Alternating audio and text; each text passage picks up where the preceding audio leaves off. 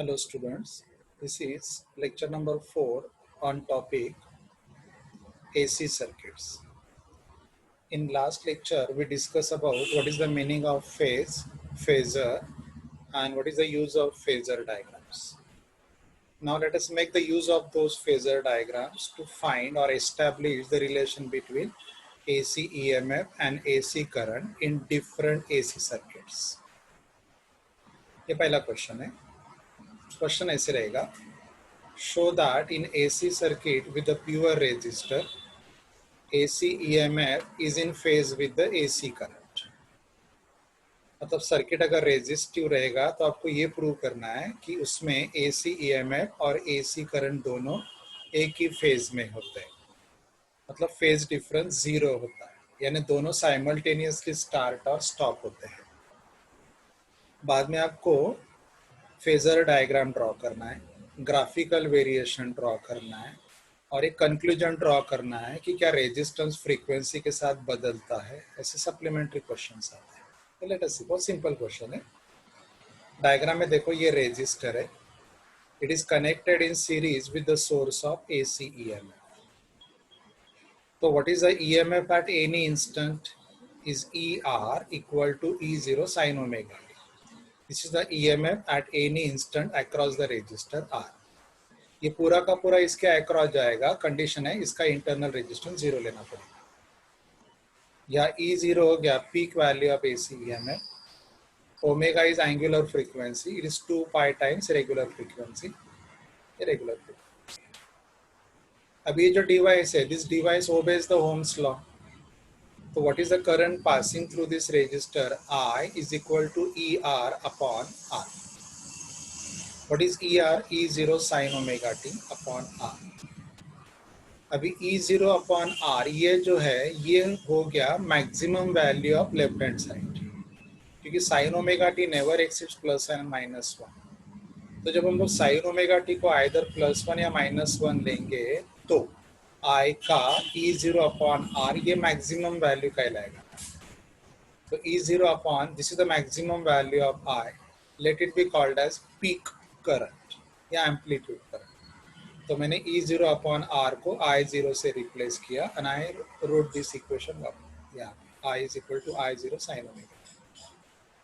तो देखो resistive circuit में ये EMF का फॉर्मूला है और ये करंट का फॉर्मूला है. If you observe both the relation, so आपको दोनों में sin ओमेगा टी दिखाई देगा. तो मैथमेटिकल लुक दोनों का सेम है. अगर हम लोग ग्राफ प्लॉट करें, इसका और इसका अगर ग्राफ प्लॉट करें, जैसे मैंने बोला आप SHM में आप ग्राफ प्लॉट करते थे, ओमेगा टी के लिए टेबल बनाते थे और ग्राफ प्लॉट करते थे. क्लियरली दिख रहा है यहाँ sin ओमेगा टी और यहाँ sin ओमेगा टी है, तो दोनों में फेज डिफरेंस 0 ही है. ठीक है. तो डायग्राम कैसे ड्रॉ करेंगे देखो. यहाँ देखो ये ब्लू कलर, ये जो ब्लू कलर का है ये करंट का फेजर है और रेड कलर ये EMF का फेजर है. अगर मैं t इज इक्वल टू 0 ले लूँ तो ये साइन 0 हो जाएगा, ये साइन 0 हो जाएगा. मतलब दोनों वैल्यू 0 हो जाएंगे. और जैसे हम लोग t बढ़ाते जाएंगे, as we continue to increase the t, E और R ये दोनों टाइम के साथ सेम वैल्यू से इंक्रीज होते जाएंगे. ये डायग्राम में देखो. तो ये फेजर है, दोनों का फेजर एक दूसरे को फॉलो कर रहे हैं. दोनों डायरेक्टेड लाइन सेगमेंट में जो एंगल है वो 0 है. तो आप कंक्लूड कर सकते हो कि in AC circuit with the pure resistor, AC EMF and AC current are in phase. ये फेजर डायग्राम है. आप ग्राफिकली रिप्रेजेंट करोगे तो ये साइन वेव है EMF का और ये साइन वेव है करंट का. राइट. उनका एम्पलीट्यूड अंडरस्टैंडिंग के लिए अलग अलग दिखा है, बाकी कोई फर्क नहीं. तो जैसे ओमेगा टी बढ़ते जाएगा ये दोनों फेजर रोटेट होंगे and their ends represent instant values here and here. Clear. Okay. अभी यहाँ पे देखो ये दोनों वैल्यू जो है क्लियरली दिख रहा है. रेजिस्टेंस का वैल्यू हो गया sin ओमेगा टी कैंसिल हो गया.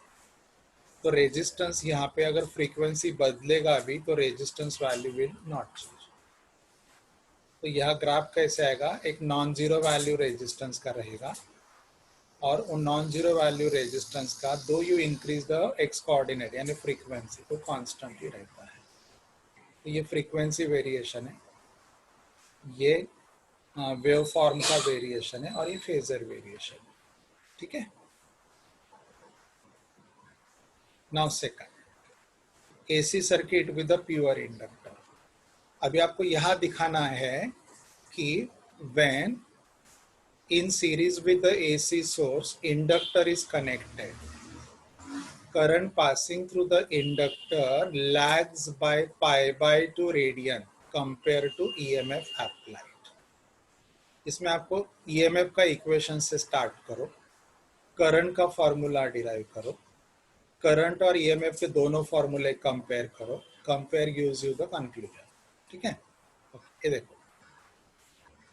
consider a source of AC EMF is connected in series with the pure inductor. Pure inductor मतलब ये कंडक्टर कॉइल है, इसका रेजिस्टेंस एज्यूम करो कि जीरो है, जो प्रैक्टिकली पॉसिबल नहीं। Of inductance L, alternating EMF कितना रहेगा? EL is equal to E0 sine omega t. तो हम लोग EMF से इक्वेशन से स्टार्ट कर रहे हैं। Let us derive the current. Okay, एक फॉर्मूला है सेल्फ इंडक्टेंस का, अकॉर्डिंग टू दैट फॉर्मूला, ये फॉर्मूला आपको आगे पढ़ने को मिलेगा। Mod E is equal to L DI by dt, mod E is equal to L DI by dt। ये फॉर्मूला आप अगले 2 लेक्चर्स के बाद पढ़ेंगे। So this is the EMF, ये सेल्फ इंडक्टेंस है, ये rate of change of current. ये फॉर्मूला इंडिकेट करता है कि change in current in the inductor induces the EMF। So mod E, मैंने ये फॉर्मूला लिखा DI के लिए, DI is equal to 1/L EL into dt। इसको इंटीग्रेट करो तो integration DI is equal to 1/L integration EL dt। I 1/L EL का value E0 sine omega T into dt। E0 constant है, बाहर ले लो। Integration of sine omega T क्या रहेगा? Minus cos omega T upon omega plus constant of integration, क्योंकि indefinite integration है। अभी ये कांस्टेंट ऑफ इंटीग्रेशन क्या इंडिकेट करता है? राइट हैंड साइड में देखो, ये करंट के वैल्यूज है। ये जो टर्म है ये इंडिकेट करता है all values of the current which are time dependent. ये इंडिकेट करता है all values of the current which is time dependent, और ये वैल्यू इंडिकेट करता है the value of current which is time independent. लेकिन यहाँ ऑब्जर्वेशन ऐसे है कि there is no value of the current which is time independent. तो क्लियरली इंडिकेट करता है, पहला EMF अप्लाई करो फिर current flow. So here current follows the EMF, दोनों साइमल्टेनियस नहीं है, ये K0 हो जाएगा। अभी E0 अपॉन ओमेगा L आ गया, ये माइनस साइन बाहर ले लिया मैंने। cos omega T can be replace by sine pi by 2 minus omega t. cos omega T का रिप्लेसमेंट है sine pi by 2 minus omega T. Okay, ये माइनस साइन अगर हम लोग अंदर ऐड करेंगे तो साइन ऑफ माइनस थीटा हो जाता है, ये माइनस साइन थीटा है, minus sine theta is replace by sine of minus theta, इसलिए ओमेगा टी और पाई बाय 2 को एक्सचेंज कर लो। So that I did here. अभी यहाँ E0 upon omega L, omega L एक कांस्टेंट है क्योंकि गिवन इंडक्टर के लिए L कांस्टेंट है, रोटेशन का फ्रीक्वेंसी कांस्टेंट है, तो ओमेगा एल एक constant numerical value. Let this constant numerical value is denoted by a new symbol XL। इस XL को बाद में बोला जाएगा अपोजिशन इंट्रोड्यूस बाय इंडक्टर, यानी रिएक्टेंस बोला जाएगा। ये बाद में आप पढ़ोगे अगले लेक्चर्स में, XL आएगा। तो omega L is equal to what? XL, right. Okay, फिर ये यहाँ पे आ गया E0 अपॉन XL। अभी ये जो वैल्यू है ये है maximum value of left hand side, maximum value of left hand side. What is left hand side? AC current, तो ये इसका मैक्सिमम वैल्यू है। So you can call it is a peak current. ये peak current हो गया यहाँ पे, clear? Okay, तो it is a peak current. ये सब्स्टिट्यूट करो I0 यहाँ पे, तो ये आ गया करंट का formula, I is equal to I0 sine omega t minus pi. देखो EMF का फॉर्मूला क्या था? फॉर्मूला ईएमएफ का क्या था देखो, E0 साइन ओमेगा टी, और करंट का फॉर्मूला क्या आया, ये I0 sine omega t minus pi by two. तो क्लियर अंडरस्टैंडिंग हो रहा है कि current in AC circuit with the inductor, current pi by to से लैग होता है, करंट पाई बाय टू से लैग होता है। थियोरेटिकली में देखो आपको समझाता हूँ कैसे। जब आप ये कनेक्ट करोगे, करंट डिलीवर्ड होगा, तो जीरो टाइम में आपने कनेक्ट किया, करंट डिलीवर्ड होगा। ये जो इंडक्टर है ये शुरू में करंट को अलाउ नहीं करेगा, will not allow the current to the flow, ठीक है। लेकिन ये जो सेल है, ये सॉरी ये जो सोर्स है, ये करंट को फोर्स करेगा उसमें से पास होने के लिए। तो जैसे जैसे आप करंट यहाँ से फोर्स करोगे पास होने के लिए, ये करंट को धीरे धीरे अलाउ करने लगेगा, and it converts that energy into magnetic potential energy. When it's magnetic potential energy becomes maximum, then ये करंट को इमीडिएटली अलाउ करेगा, मतलब शॉर्ट सर्किट हो जाएगा। तो ये जब शुरू में ये रहेगा, and after sufficiently long time current value starts passing through, क्योंकि पहला जब करंट पास करोगे तो करंट को अलाउ नहीं करेगा, करंट की वजह से यहाँ पे मैग्नेटिक पोटेंशियल एनर्जी स्टोर होते रहेगा। जब मैग्नेटिक पोटेंशियल एनर्जी मैक्सिमम हो जाएगा, ये becomes a simple conducting wire, फिर करंट को अलाउ करेगा। तो इस सर्किट में current always lags by pi by two radian, ये फॉर्मूला से भी दिखता है। ये देखो E0 sine omega T formula है, और करंट का फॉर्मूला क्या है देखो, I0 sine of omega t minus pi by two. तो यहाँ करंट लैग होता है। अगर दोनों फॉर्मूला का ग्राफ प्लॉट करोगे तो देखो ग्राफिकल वेरिएशन ऐसा है। ये मानो कौन है, ईएमएफ है। तो करंट अभी पाई बाय टू रेडियन से लैग कर रहा है। तो देखो जब t is equal to zero था तो ईएमएफ जीरो था, लेकिन करंट लैग कर रहा है माइनस पाई बाय टू नीचे, क्योंकि angle with home negative x axis होगा, तो ये पाई बाय टू का लैग है। तो ये देखो ये ईएमएफ का फेजर है, तो पाई बाय टू पीछे करंट का फेजर रहेगा। ये ईएमएफ का फेजर है, पाई बाय टू पीछे करंट का फेजर है। सो this is a phasor diagram. Okay, अभी यहाँ फॉर्मूला क्या है देखो, एक्सएल का वैल्यू क्या है, ओमेगा एल है। एक्सएल का value omega L, but what is omega, omega is 2 pi f. तो XL is equal to 2 pi f है, XL is equal to 2 pi f है। तो XL it is nothing but E upon I. XL ये देखो यहाँ पे ये XL आ गया, सॉरी हियर इट इज। तो ये एक्सएल अगर मैं इधर लूँ तो ये आएगा ई अपॉन आई। तो XL is the opposition introduce by the inductor to the current. The opposition introduced by the inductor to the current is called as inductive reactance, right? तो XL is equal to हो गया 2 pi FL। तो clearly indicate कर रहा है कि reactance is frequency dependent. तो अगर फ्रीक्वेंसी बढ़ेगा तो इंडक्टिव रिएक्टेंस बढ़ेगा, if frequency increases inductive reactance increases। so graph कैसे आएगा, straight line passing through origin. ये देखो XL is equal to omega L, but omega L is 2 pi FL. So XL is directly proportional to frequency. If frequency increases, frequency tends to infinity, reactance tends to infinity. ये part clearly indicate करता है कि inductor ये device AC current को block करता है, और जब सिग्नल का फ्रीक्वेंसी जीरो रहेगा तो ये अलाउ करेगा, ये DC करंट को अलाउ करता है। Clear? Now one more is there, capacitor.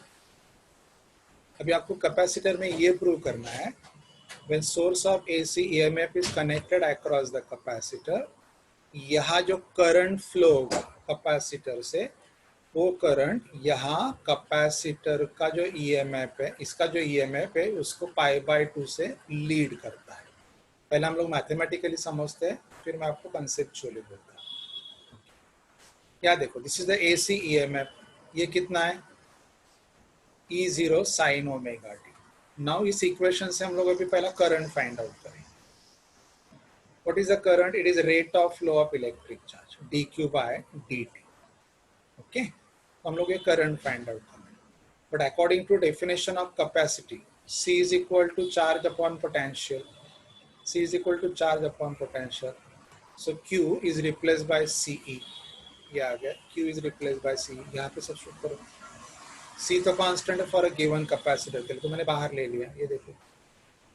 और DE by DT आ गया. D DT. E का रिप्लेसमेंट हो गया E0 sin ओमेगा t. वापस देखो, I is equal to dq by dt. Since capacity is ratio of charge to potential, तो मैंने charge को रिप्लेस किया product of capacity and potential difference, या ईएमएफ. ये आ गया यहाँ पे. सी कांस्टेंट है, बाहर ले लिया. ई का राइट हैंड साइड है E0 sin ओमेगा टी, इसमें भी E0 कांस्टेंट है, बाहर ले लिया. तो derivative of sin omega. What is the derivative of sin omega T? Is cos omega T into omega. ये आ गया आई का फॉर्मूला. या ओमेगा सी ये constant value. Let this constant value is replace bye 1/xc. मैंने उल्टा लिया क्योंकि बाद में मुझे दिखाना है कि ये अपोजिशन है. तो मैंने ओमेगा सी को रिप्लेस किया 1/xc. तो यहाँ मैंने 1/xc लिखा, 1/xc लिखा. What is cos omega t? cos omega t sine of omega t plus pi by two. cos omega t sine of omega t plus pi by two. और ये देखो, ये है maximum value of current. This maximum value of current is called as the peak current in AC circuit with the capacitor. तो मैंने ये I0 से replace कर दिया. ये इक्वेशन है. ओके. अभी यहाँ पे ईएमएफ का इक्वेशन क्या था? E equal to E0 sine omega t था. और I का इक्वेशन क्या है? I0 sine omega t plus pi by two है. तो क्लियरली इंडिकेट करा है कि यहाँ current compare to EMF pi by two से लीड कर रहा है. ठीक है. तो देखो, अगर मैंने फेजर ड्रॉ किया, अगर ये ईएमएफ का फेजर है तो करंट का phasor pi by two radian आगे होना चाहिए. ये पाई बाई टू का आगे होना चाहिए. ये देखो करंट ईएमएफ है, हम लोगों ने सब जगह ईएमएफ कॉमन रखा है डिस्कशन के लिए. अगर ईएमएफ है, करंट लीड कर रहा है पाई बाई टू से, तो करंट ये पाई बाई टू रेडियन से आगे चल रहा है. एक ये हो गया ग्राफिकल वेरिएशन, ये हो गया फेजर वेरिएशन. साइमल्टेनियसली दिखा सकते हो, बुक में सेपरेट दिखा है, सेपरेट भी दिखा सकते हो. ओके. तो यहाँ कंक्लूजन क्या ड्रॉ किया हम लोगों ने? कैपेसिटर सर्किट में AC current leads the AC EMF by pi by two radian. तभी आपको कंसेप्चुअली समझाता हूँ. यहाँ देखो, यहाँ मैंने आपको इंडक्टर के लिए क्या बोला था, पहला उदाहरण मेरा. जब आप source of AC EMF connect करोगे, it delivers the current. Current यहाँ तक आएगा. ये करंट को फ्लो होने के लिए अपोज करेगा. तो ये करंट को फ्लो होने के लिए अपोज करेगा, क्योंकि current does the work. That work is converted to magnetic potential energy. और जब तक इसका मैग्नेटिक पोटेंशियल एनर्जी बढ़ते रहेगा, तब तक ये करंट को फ्लो होने नहीं देगा. तो कंपेयर टू ईएमएफ, करंट धीरे धीरे धीरे पीछे पड़ेगा, मतलब लैग होते जाएगा. When its magnetic potential energy becomes maximum, then it is unable to store further magnetic potential energy. तब ये करंट को डायरेक्टली अलाउ कर देगा. मतलब जीरो टाइम पे ये ओपन सर्किट बिहेव करेगा, and after sufficiently long time ये शॉर्ट सर्किट बिहेव करेगा. इसका मतलब यह करंट लैग होता है कंपेयर टू ईएमएफ. तो जीरो टाइम पे ये करंट का एक्सेप्टेंस डिनाई करेगा. आफ्टर सफिशिएंटली लॉन्ग टाइम ये करंट को डायरेक्टली अलाउ कर देगा. जीरो टाइम पे open circuit, sufficiently long time के बाद शॉर्ट सर्किट, यह करंट लैग होता है. अभी कैपेसिटर में एग्जैक्टली उल्टा होता है. हम लोगों ने मैथमेटिकली तो प्रूव कर लिया, यहाँ करंट लीड होता है और ईएमएफ लैग होता है. और मैंने फेजर डायग्राम भी दिया. फेजर डायग्राम आपको एक्सप्लेन नहीं करना है, क्लियरली दिख रहा करंट का फॉर्मूला में पाई बाई टू एडिशन आ रहा था, तो लीड कर रहा था. अभी यहाँ पे देखो होता क्या है कंसेप्ट. जब आप ये कनेक्ट करोगे, से करंट डिलीवर्ड करेगा. Current will bring the charges here. ये शुरू में चार्ज डिपोजिशन को अलाउ करता है. It welcome the charges to deposit. अगर ये शुरू में चार्ज डिपोजिशन को अलाउ करेगा तो करंट फ्लो होगा. तो at zero time it is acting as a short circuit, क्योंकि वो चार्ज फ्लो को अलाउ कर रहा है. बट ये जब कंप्लीटली चार्ज हो जाएगा, then it will not allow the charge to flow. तो ये at zero time acts as a short circuit and after sufficiently long time ये charge flow को deny करेगा. After sufficiently long time it deny the charge flow, मतलब open circuit behave करेगा. Exactly opposite to inductor concept. तो यहाँ current π/2 से lead करेगा EMF से. तो यहाँ करंट पहले T/4 टाइम के बाद EMF. इंडक्टर में EMF पहला T/4 मतलब π/2 रेडियन, T/4 ये करस्पॉन्डिंग टाइम, उसके बाद current flow. This is okay. अभी इसमें देखो जो XC आया था ये था opposition introduce by the capacitor to AC का. ये था 1/ωc का replacement. But what is omega? Angular frequency. That is replace by 2π. ये आ गया. तो क्लियरली दिख रहा है ये जो अपोजिशन है, क्योंकि XC मैंने किसकी जगह लिया, देखो ध्यान दो. ये देखो मैंने ये E0/XC ये जो है ये है maximum value of current, peak value. तो I0 is equal to E0/XC था. अगर मैं XC के लिए फॉर्मूला लिखूं तो ये आ जाएगा E0/I0. But E0/I0 is opposition. So XC is what? Opposition. किसने इंट्रोड्यूस किया? कैपेसिटर ने. तो अपोजिशन इंट्रोड्यूस बाय कैपेसिटर या अपोजिशन इंट्रोड्यूस बाय इंडक्टर, इसको रेजिस्टेंस नहीं, इसको रिएक्टेंस बोला जाता है. ये पार्ट हम लोग अगले लेक्चर में डिस्कस करेंगे. तो ये पार्ट आ गया. तो यहाँ पे देखो XC is inversely proportional to frequency. मतलब फ्रीक्वेंसी बढ़ाओगे तो ये रिएक्टेंस कम होता है. जब फ्रीक्वेंसी टेंड्स टू इंफिनिटी हो जाएगा, रिएक्टेंस टेंड्स टू 0 हो जाएगा. इसका मतलब ये AC को अलाउ करता है, हायर फ्रीक्वेंसी को अलाउ करता है. लेकिन फ्रीक्वेंसी 0 कर दोगे तो ये ब्लॉक कर देता है. तो AC कैपेसिटर क्या करता है? AC को अलाउ करता है, DC को ब्लॉक करता है. वाई इंडक्टर क्या करता है? DC को अलाउ करता है, AC को ब्लॉक करता है. एग्जैक्टली इसका उल्टा. और रेजिस्टर क्या करता है? दोनों को अलाउ करता है. रेजिस्टर में क्या था? रेजिस्टेंस फ्रीक्वेंसी डिपेंडेंट नहीं था. इंडक्टर में क्या था? रिएक्टेंस फ्रीक्वेंसी डिपेंडेंट था. फ्रीक्वेंसी बढ़ाओगे रिएक्टेंस बढ़ेगा, ऐसे था. और अभी कैपेसिटर सर्किट में क्या है देखो, कैपेसिटर सर्किट में अगर आप फ्रीक्वेंसी बढ़ाओगे तो रिएक्टेंस कम होता है, इनवर्सली प्रोपोर्शनल. ओके. तो ये वीडियो थोड़ा रिपीटेडली देखो. वेरी सिंपल कंसेप्ट है, मैथमेटिकल है और पूरा चैप्टर इसी कंटेंट पे डिपेंड करता है. Thank you.